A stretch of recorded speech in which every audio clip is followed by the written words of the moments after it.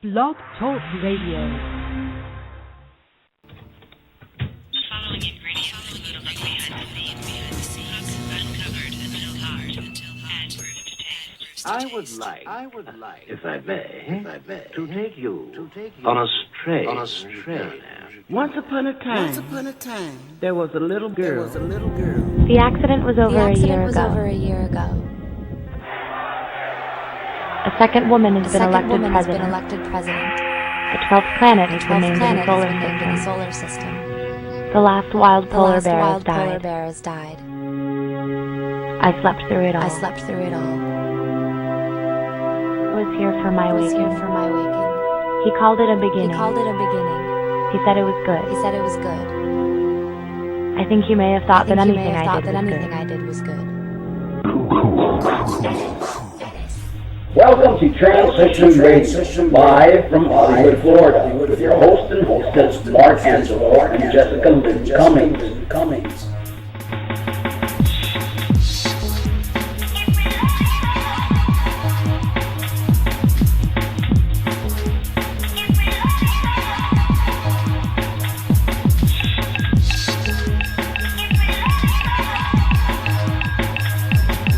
Show for trans folks by trans folks here to let your voice be heard.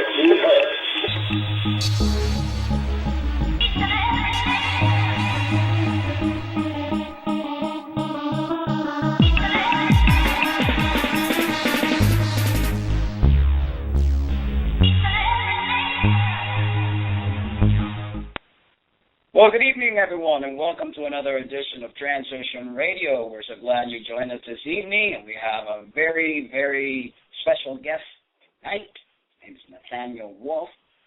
But before we bring in our guest and read you a little bit about his bio, we want to thank our sponsor, the Breast Home Store. They've been established since 1993.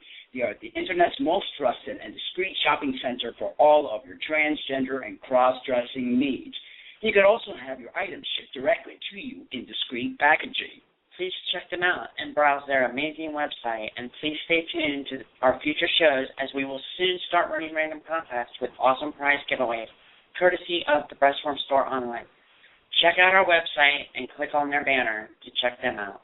And ironically, we are waiting for a delivery from our sponsor to allow us to run these contests.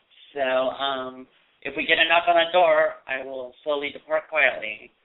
We also have great, what's going on? Yes, we also have great news. We found a new home, and so we're in the process of moving. We're going crazy. That's why yesterday when the delivery came in, we found a little post-it on the door saying they try to deliver, and they're going to deliver today between 5 onwards. So they haven't gotten here yet, so we're like, oh, my God, they're going to knock on the door. I don't know, in the middle of the show, exactly. But the show must go on, and so here we go. Let's talk a little bit about our guest, Nathaniel Wolfe. He was born in 1972. His masculine self-expression was not hampered, and being a tomboy was quite accepted in the 70s. He really didn't see himself as anything other than a little boy, and when some people, mostly family, referred to him as a girl, he shrugged it off as their delusion. Most people who saw him out and about and didn't know him assumed he was a boy. After all, he quotes, my playmates were other little boys, and I did normal boy things. My favorite toy was a wooden sword I had made myself. I slept with the thing under my pillow for years, thinking it became real in my dreams. He cowered behind a mask of as much feminine charade as he could muster. Meanwhile, he spiraled further down into the pit of self-hate. Nathaniel started hormones in 2000 and had a mastectomy 11 years ago. I love this quote, I must say. I love boobs. Really I do, but not on me, as Nathaniel said. Nathaniel is so much more than transgender. He is a man that has many facets to his persona. He's passionate, assertive, and definitely a voice that needs to be heard. And now, welcome to our show, Mr. Nathaniel Wolfe. Thanks. Nate is fine. How's it going? It's going all right. It's weird to hear someone else reading my written work. It's a little bizarre. I hope we did it justice. Oh, you did fine. You did great. It's very strange, when you write, you have your own voice, and then to hear other people read it in their voices is a little trippy. I know, right? The door done. I hope I didn't make any mistakes. It was great. How are you guys really tonight? We're doing great. I guess I'm a little nervous, hoping that the UPS guy doesn't knock in the middle of the show, but we'll figure it out. Jess will go. If that's the worst thing that happens to you guys today, then I would chalk it up as a great day. That's right. That's true. This is very true. Very true. It's interesting because the way we met, Nathaniel, I want to let the listeners get a little bit information on it, is that you joined our Facebook group, Transition Radio. And actually, I was joined. Another mutual friend, joined me. So I realized I woke up one day, looked on my Facebook, and saw that I was a part of this group. I'm like, oh, what's this? So. Hopefully, it hasn't been too bad. We try to keep. No, it's been really interesting. I enjoy your guys' banter and your personalities on there, and your daily questions are interesting.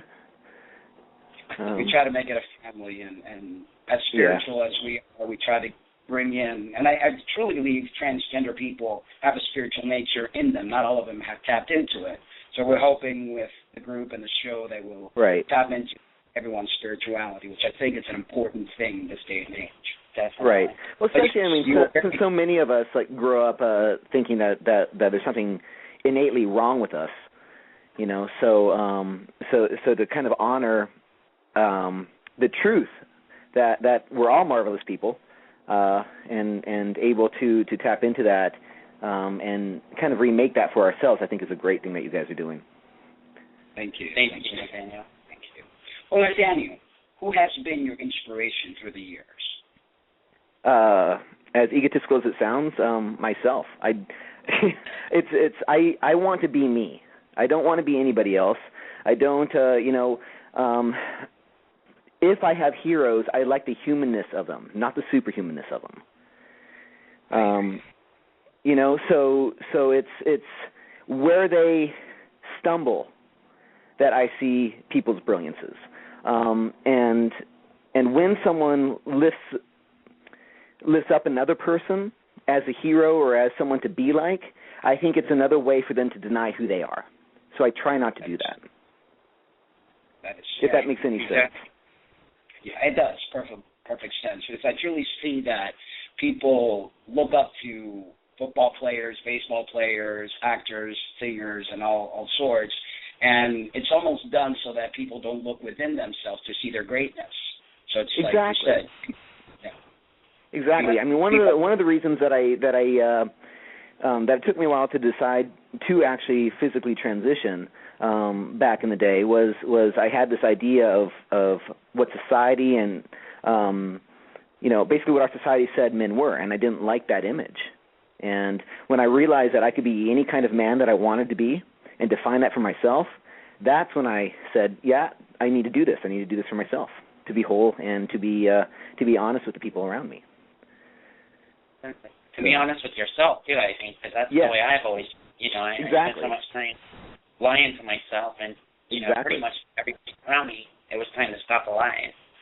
And then with a lot of transgender individuals that want to fit this little box of being the perfect male or the perfect female, and just play their other persona, which is part of a balance. Shit, I'm the perfect female. What man would not want a woman that can fix the car, mow the grass, cook dinner, clean the house, do the laundry? I mean, come on.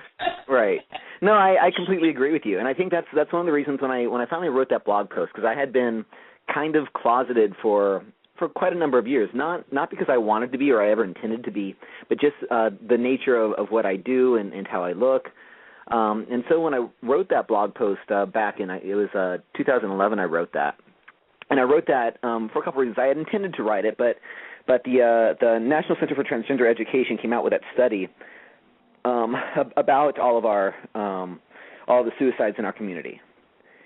And one of the things that I wanted to point out in that blog post was that if because I look and act what our society says is an okay version of masculinity, and that's how you think all trans men should be, then it's better that you don't know that I'm a trans guy. Right, I hear you. I mean, because there is no right way to be a man or a right way to be a woman. The best way to be a man or a woman or anything else in between is to be who you are. To be an individual. Right. And that's what it should be about, not about, being in this little box. Exactly. Well, I know. Tell us a little bit about your passion in the martial arts and what led you to it. Well, it's something that I'd always wanted to do, and there's another one of those things that good little girls kind of didn't do. And I'd always been interested in it. And as I got older, there came a point where the ability to start training was there, but I was right in the middle of starting to transition, then transitioning to. And so I waited until I was actually pretty much fully passing, because I didn't think that it would be really cool to, not necessarily for me, but for other people around me. I didn't know how it would go over in such a, what I was assuming was a macho kind of endeavor, to go in looking a little bit more androgynous and then gradually looking more and more masculine as time went on. So I opted to wait until I was fully transitioned to start. And that was, like 12 years ago or something. Where are you at? Where are you at? I'm in Pennsylvania. In martial arts, I'm an instructor. Yeah. I'm a black belt instructor for Kung Fu. Nice. So, I've been... Jeff and I have always had a major interest, and I used to sit there and watch that marathon of Bruce Lee and Bruce Lee movies, and Kung Fu Theater was my favorite as a kid. Yeah. I love the old Hong Kong films. They're awesome, and some of the new ones are really good too. Yes. So, but yeah, I love what I do, and I've been doing that for more than a decade now. And this leads me to my next question. What are your personal beliefs? And I know that those that study martial art have a deep spiritual connection. Or they can, but that they can also have absolutely none too. And this gets a little tricky for some people. I'm an atheist, and I border on being a materialist. A materialist atheist, meaning that there isn't anything other than the physical phenomena. Now, I'm not necessarily committed to that aspect of it, and that doesn't mean to say that I don't believe that consciousness itself resides only in the body. So where we differentiate between maybe religion, you can be a spiritual atheist and you can be a non-spiritual atheist. Basically, my atheism means that I don't believe that there is an interventionist being out there that's in control of everything and cares what you had for breakfast or who you fuck. So I couldn't have said that better myself. Right. So as far as that goes, now there are things that I believe that may or may not be true, and I'm okay with that. If they're not true, it's not going to change the way that I live my life. I like to say it's kind of a thing that I like to think, and the thing that I like to think is that there's the same amount of consciousness in the smallest particles of matter as there is in the entire sum of the universe. So the universe isn't everything that exists isn't more conscious than an atom, and an atom isn't less conscious than the whole universe.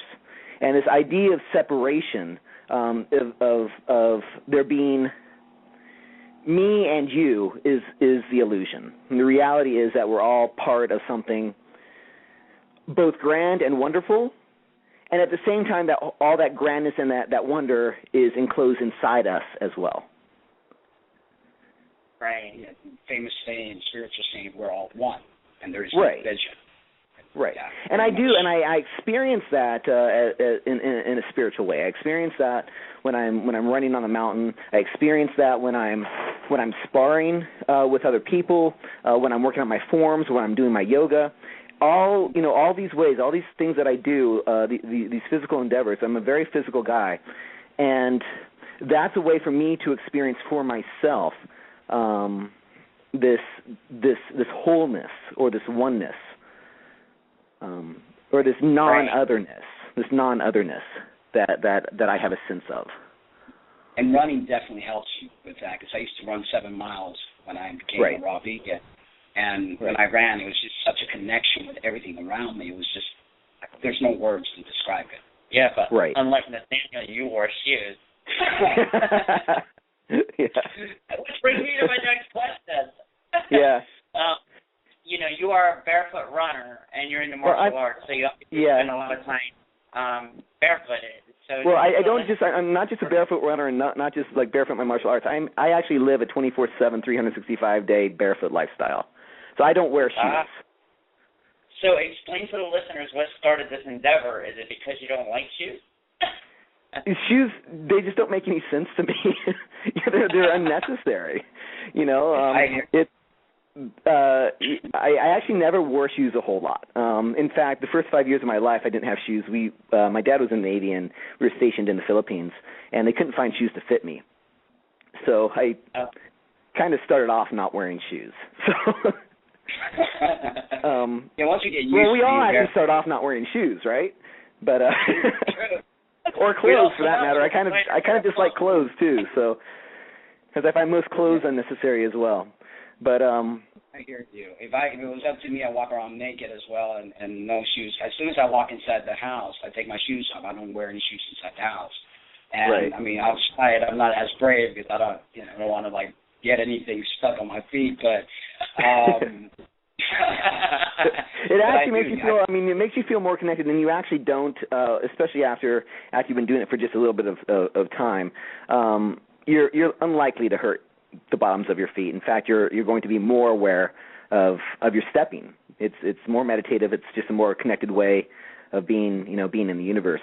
The soles of your feet have an amazing amount of sense receptors on there, and their whole purpose is to connect you with your surroundings, to give your body and your mind the information of the things around you. The way that I've heard is to connect with Mother Earth, and she gives you the energy through when your feet are actually touching the ground. I don't know that like I said, I kind of I'm a big fan of science, and science doesn't necessarily support that aspect of it. What science does support is that the proprioception, the body knowledge that you have of yourself in space, is hampered when you wear shoes. It lifts the feet up off of the ground. They're basically just really small stilts, and you feel how unsteady you would be if you tried stilts on. God, I couldn't even imagine attempting that one. Right. And so it's the same sort of thing. Plus, shoes tend to keep the feet weak, the muscles in the feet, the tendons in the feet weak. They change your gait from a natural gait to something that is unnatural, and often, especially when you're talking about running and other physical endeavors, actually harmful. To the body. It's very true. I'm a therapist, and when people do their normal gait, they don't do it right because the shoes do throw everything off. Especially heels for the women. That's a killer. Oh, absolutely. There's nothing worse for your posture than women who wear heels. Exactly. That's what I try to tell Jessica. Plus the fact that I'm shorter than she is, so I hate when you wear heels. I know. I'm 5'7", so I end up becoming like the 6-foot monster. 5'11", and then he's like, he's like, oh God, he's only 5'5". So this is what I would say. If you like your heels, that's great. Wear them when you sit down. Take them off when you walk around. So tell us a little bit more about your philosophies. I know you say you're atheist. Right. I kind of coined this new word about a week or so ago, and I haven't put it into widespread circulation. So maybe this is my night to do so. I'm primarily a William James pragmatist, which means if it works, great. If it doesn't, why are you doing it? So there's that. If we talk a little bit more on a more kind of esoteric philosophy, I lean greatly towards Taoism, the idea of balance. So there's not. These ideas of good and bad are just usually societal implications on what society deems as proper or not proper, and it's more of a semantical difference than it is about anything kind of substantive. So what Taoism seeks is really this return to stillness, which appeals to me in many ways. And sometimes to find that stillness, it takes a lot of movement. So my new word that I was coining was a pragma-Taoist, instead of a pragmatist. God. So. I'm not even going to attempt to try to pronounce that word. Yeah, I have to write it down and say it a bunch of times. So instead of pragmatist or instead of just Taoist, you blend them together to, pragma-Taoist. So. Oh, Lord. Well, let's talk a little bit about the suicides in our community and what's been your experience with that? I don't have any personal experience of any of my friends killing themselves. I do have a couple of friends who have been severely depressed and hospitalized, and I was hospitalized in my early 20s for suicidal ideation and threats as well. But I had been suicidal since the time I was about 12 years old until shortly after college. So, but I do have when I was in high school, a friend of mine, wasn't a close friend, but I liked him, had taken his own life. And actually that suicide saved my life because the high school kind of went up in arms and then started telling everybody what to look for. If your friends are suicidal and they say this or they do this or they do that, to tell someone. And so what it taught me how to do was what not to say. And how not to act. So, so I would figure out, if I was going to kill myself, not to let anybody know. So that gave me that kind of knowledge. And then later on, which this is another suicide that saved my life in a different way, in a sad and tragic way. Melanie's, my wife's first husband, was a professor at the college I went to, and the year that I graduated, the same year that I was hospitalized for my suicide attempt, he actually killed himself in his office a couple months later. But then Melanie and I met through some mutual friends a little less than a year after that.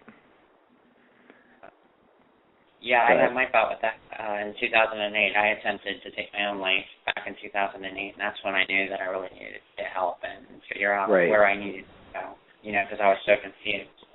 Right. And the pain and the shame that comes with it, especially in our community. You're told that your self-expression or that your understanding of yourself is wrong or sinful, or that's a lie. And when you fail to capitulate or to be able to be what other people think you should be, then that shame and that angst just continues and it goes deeper and deeper.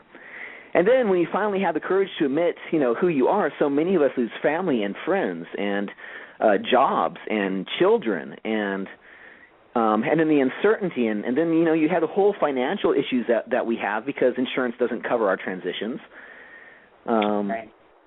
And it can be a very, very daunting and scary prospect that, when no one else feels like you're worthwhile, or you believe that no one else feels like you're worthwhile because of who you are, sometimes, and unfortunately more often than not, the statistics are, at least half of us, at least 50% of us have tried to kill ourselves, and that's the ones that we know about, Exactly. So... And it's really very difficult because, if someone does complete a suicide, you can't really know what the underlying cause was other than, obviously the depression. But you don't necessarily know it was because of transgender issues or any of that. So, I think the study, the National Center for Transgender Education study, actually hinted that the numbers might be upwards of 65 or 70% of us, at some point either do take our lives or, 70% of us, maybe try it, and then, 30% of us succeed. 30% of that succeed, or however it is. And so, it's a horrible, horrible epidemic. Survivors of PTSD coming back from the war, their depression rates are like at 5 or 10%. And it's a national crisis. Everyone is up in arms. What do we do about this? How do we fix this? What can we do to help? And yet, still, even though these numbers came out about our community, you don't see a whole lot of people really standing up and saying, "Oh my God, what are we doing to stop this?" education is the key. Education. And we're hoping with our shows that we reach as many people as possible. Exactly, and that was really the reason behind the blog post that I put up, and why I keep sharing it every 6 months. Just to make sure that it's out there. You mentioned in the group, one of the interactions we had on Transition Radio Group, that sex and spirituality are no different. Can you elaborate on this? I can, because, not just sex and spirituality, but spirituality in anything and everything. The sacred and the profane are part of the same thing. There is no difference. And that goes back to what I was saying earlier about this balance or this blending.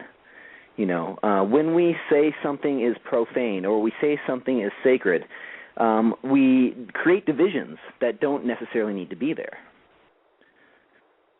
And I truly believe, because I think sex is very spiritual. It can be something that... Everything can. Everything can be spiritual. Everything is sacred. Your morning constitutional in the bathroom is sacred. That is very sacred. Wow, this is getting way off subject. I have a tendency to do that. I kind of go all over the place. I apologize for that. It's all good. No, that's the whole point. That's why we do this. It's fun. To go off. What are your plans for the future, Nathaniel? I want to keep doing what I'm doing. I want to keep teaching Kung Fu. I want to keep teaching yoga. I want to keep running. I want to keep rock climbing. And I want to keep raising my chickens, and I'm adding goats here pretty soon. And in the spring, I'll be starting an aquaponics farm. That is awesome. Nice. Yeah, sustainable living. Yeah, that's the way to go. That's kind of my dream. Yeah. Would it be inappropriate to say, don't choke your chickens? It would absolutely not be inappropriate. It's probably good advice. At least until I want to eat them. Right now, I like their eggs, but. What message do you have for the young trans generation? To have faith in themselves. To know that it is much better, although it might suck for you right now. You do have it better than we did, and we're here for you, and it will get better for the people who come after you.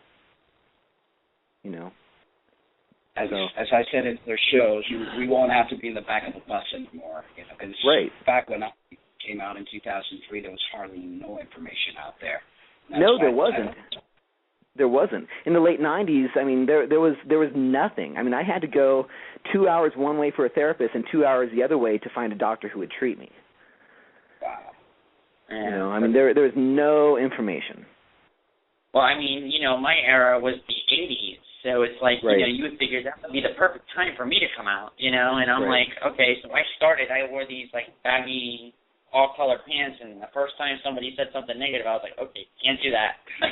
Right. It's a peer pressure. At least now there's a lot of documentaries out there. There's a lot more shows, information, books. Right. There's places to go. But and the internet. Oh, yeah. The internet is such a great tool. Yeah, it's an amazing tool. I always say between Google and YouTube that who needs college, Yeah. Exactly. So I'm still in favor of classical education for some people, But Nathaniel, we've got 1 minute and 21 seconds left. It's been an amazing interview. I knew just by looking at your profile after you joined the group that you'd be an interesting person to interview and have the thank you very much. You guys are fun. You're fun to watch online. You're fun to interact with. So I dig fun people. Thank you. So do we. And keep doing what you're doing and making the world a better place. Because I believe that each one of us has a special place to help all of us. And you're definitely. I concur. Definitely, for sure. And my delivery hasn't gotten here yet. Well, maybe it'll be here soon. Yeah, as soon as we hang up. Yeah, definitely. Well, hey, the good thing is we made it through the show without a knock on the door. I know. Yeah. Thank you so much, Nathaniel. And thank you. Hope to do this again. Definitely. Absolutely. Have a great night, Hannah. You too. We'll talk to you soon. All right. Bye. Well, thank you, everyone, for listening. Another great interview. Nathaniel Wolfe, what a great person, great man, and just a great spirit altogether. And he's kind of sexy, too. This is a show to let your voice be heard, so if you want to be on the show, send us an email at transitionradioshow@gmail.com. We look forward to hearing from you. Take care. Have a great night. Yeah, we love you. But remember to love yourselves, too. And I'm going to end the show with a song that I wrote a while back called Stranger. It's acoustic. Good night. Good night.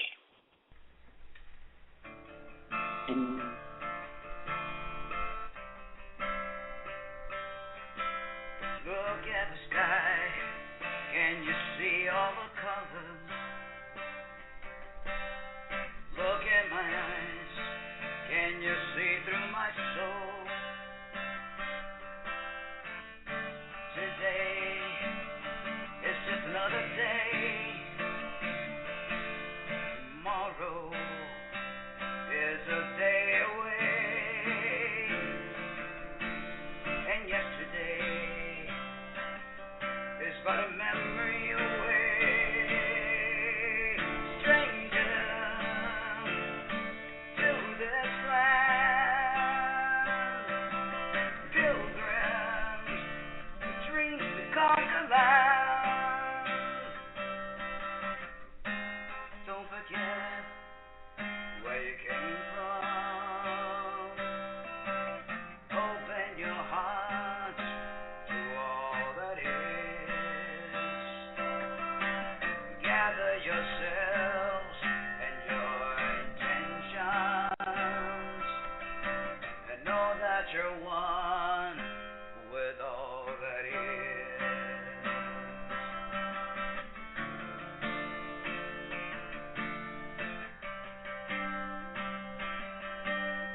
Color my rainbow, give me a light. Sweep all the dust, celebrate life. There's no way of lying to yourself. Pick up the